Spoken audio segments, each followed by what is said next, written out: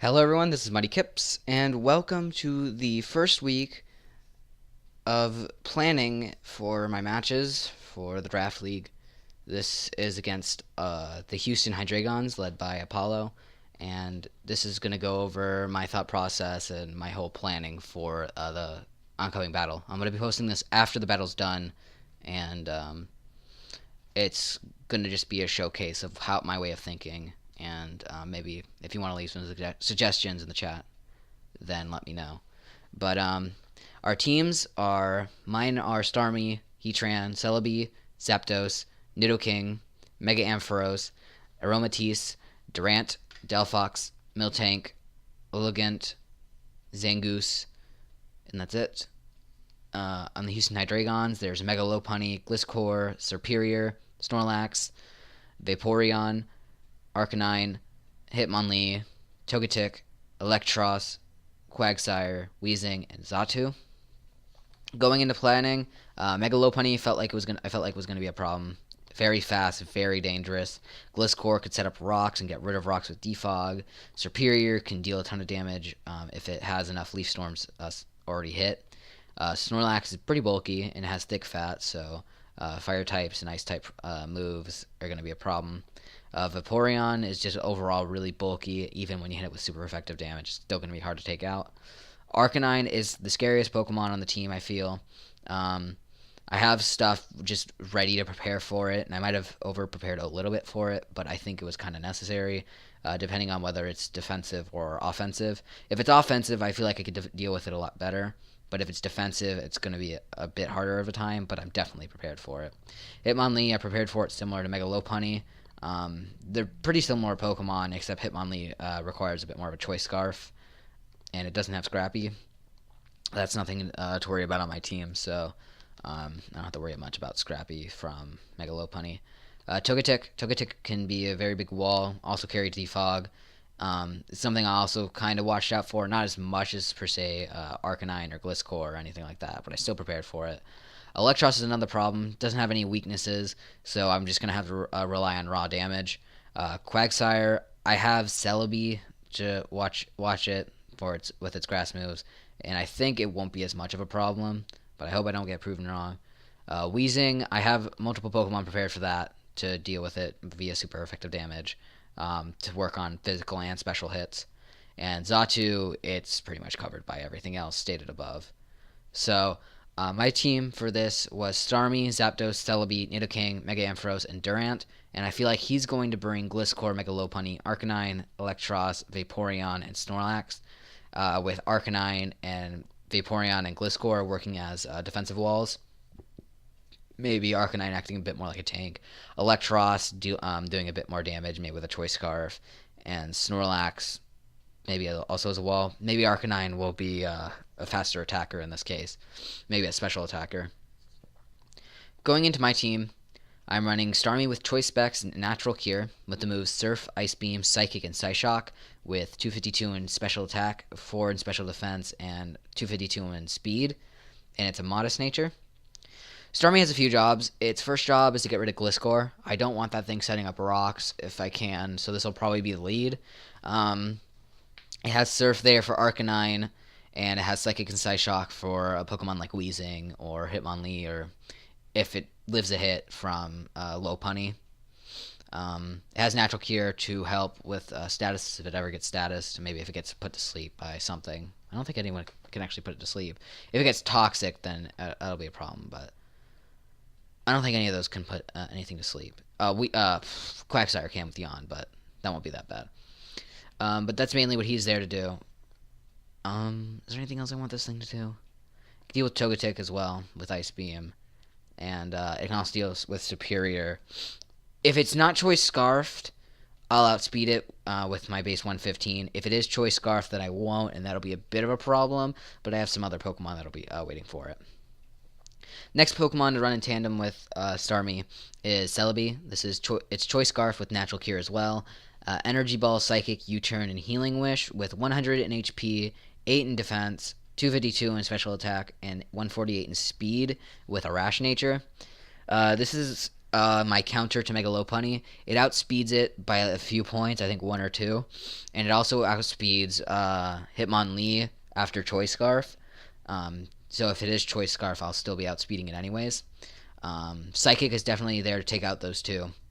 It also helps deal with Weezing, and it gives it a nice attack for Arcanine and a lot of the other Pokemon on the team, like Electros. It also has Energy Ball for other stab, which can deal with Pokemon like Vaporeon if it's not specially bulky, and Quagsire, which will most likely knock it out. Just there for coverage. I have U-Turn there for switching out. That's why I don't have anything taking out the attack stat at all for the nature. And it'll still do damage, especially to Superior if it's in on it.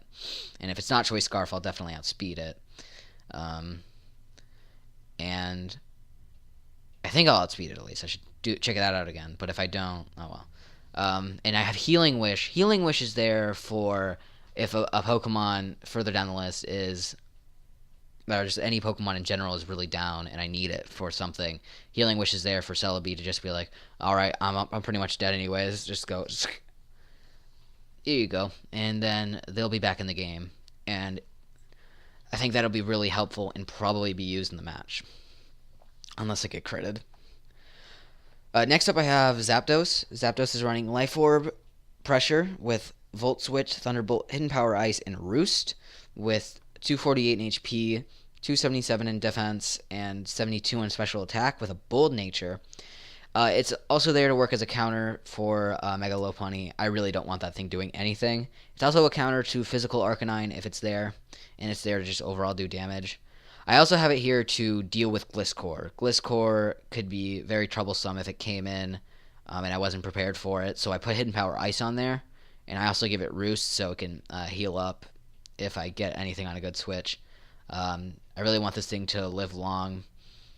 And with its natural special defense, it can definitely still take some hits on the special side if the Arcanine turns out to be special. Anything else that I have this thing for? It's a pivot with Volt Switch, similar to Celebi. I want it to kind of just move around with it, and if I need to get a prediction off, it might make it a bit easier. It helps against Vaporeon. It does quite a bit of damage with Thunderbolt. The only problem is, again, I'm going to have to deal with Gliscor, but I gave it a Life Orb instead of any kind of choice item because I wanted it to be able to switch moves, and I believe I should be able to deal with Gliscor relatively well with Hidden Power Ice. Next up, I got Nidoking. Nidoking is also running Life Orb with Sheer Force, with the moves Drill Run, Ice Punch, Sucker Punch, and Stealth Rocks, with 248 in HP, 8 in attack, 252 in defense, with an Adamant nature. I am running Sheer Force Drill Run because it has a base 104 attack. It's going to do a bit more than Earthquake would do, which is naturally 100. It gets rid of its high crit ratio. It does have an accuracy chance to miss, but I feel like because it's 95, it won't be as bad. Watch me miss it twice. I'm running Ice Punch. It allows it some more attacks against Superior and Togetic or Xatu. It gives it some extra opportunities to do some serious damage. Sucker Punch as well. Sucker Punch is there for more priority. It's not going to get a boost at all, but it's definitely there just in case to do a bit of damage. It's also there to pick off a bit more because it works in tandem with Stealth Rocks, which is I want to get set up so I can get some residual damage. With that residual damage, I'm hoping that eventually I'll have Nidoking in and I can just Sucker Punch it on what they might think would be them outspeeding. Maybe if they had Lopunny in and it was really low, because I mean, if Sucker Punch wouldn't do as much because it's a fighting type, because Lopunny would be a fighting type by then, but it would still do damage, and this is also another counter to Arcanine. It can still take a special hit somewhat well, but it can also take it defensively, and even if it's intimidated, this will do at least over half. Next up, I've got Durant, which is running Choice Band and Hustle, with the moves Crunch, Iron Head, X-Scissor, and Superpower, with 168 HP, 252 attack, 88 special defense, and 109 speed. with not 109 speed, but it has a jolly nature, so it boosts up its base 109 speed. I have the special defense in there just so it can take around 2 leaf storms from Superior. It's just a little bit extra coverage because of its natural bulk. It's already pretty good. 168 HP to help with that. It's mainly there to outspeed non-choice scarfed Hitmonlee, but it's also there to just be an overall fast attacker. Take on things like Snorlax. It can take on things like Superior. It can take on Xatu, Togetic. Just there for more physical damage if some of those Pokemon end up being a bit more specially oriented. It allows me to just send this thing out and just wreak havoc. That's pretty much all I'm using Durant for, just some more physical damage that's really fast. My last pick is Jasmine, aka the Mega Ampharos. It is running Ampharosite, Mold Breaker with the moves Focus Blast, Thunderbolt, Power Gem, and Volt Switch with 240 in HP, 160, 252 in special attack, and 16 in special defense with a modest nature.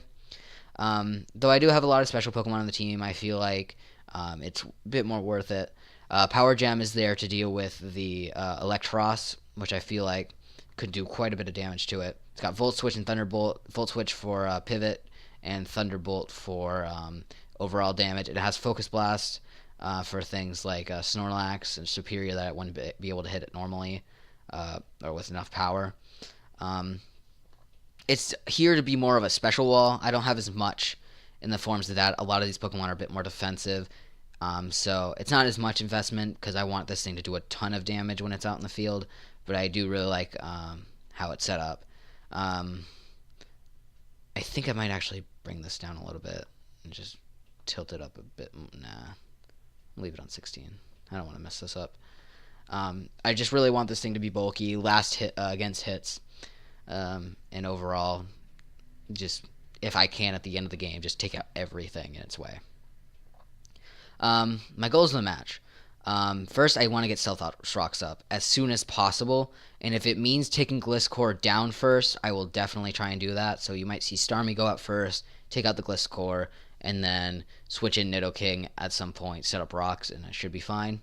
Because Gliscor is going to be a problem just as much as Arcanine will be setting up the Defog. I wish I could just cut and paste this, but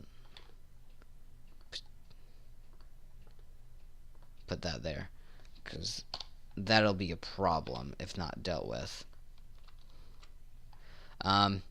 So take out Gliscor and get Stealth Rocks up as soon as possible. Take out the Arcanine. I don't want that thing living. If I can take it out, I'm going to. If not, just get a ton of damage up, and hopefully Rocks will just finish it off. And I want to keep my Rocks up all game. That's why I need to get rid of Gliscor. And if I need to, I also need to get rid of Togetic because it can also defog. So I need to watch out for that. And I think Xatu might as well. So just take out everything that might have it and just keep rocks up so it does a ton of damage. And then in the end, I'm trying to win. So that's going to be the game plan for this team. We got Starmie, Celebi, Zapdos, Nidoking, Durant, and Mega Ampharos. Comment on the team, how you think it's turned out. Maybe some suggestions. This is going up after the game, so it's not going to be put in before right before the game starts. It's going to be, okay, that I could have done this instead. Might have helped a bit more. Maybe learn for the next battle. I think that this team can definitely win this fight, and if I don't win, I'm gonna just have to look at what happened and what was wrong. I have the nicknames up there.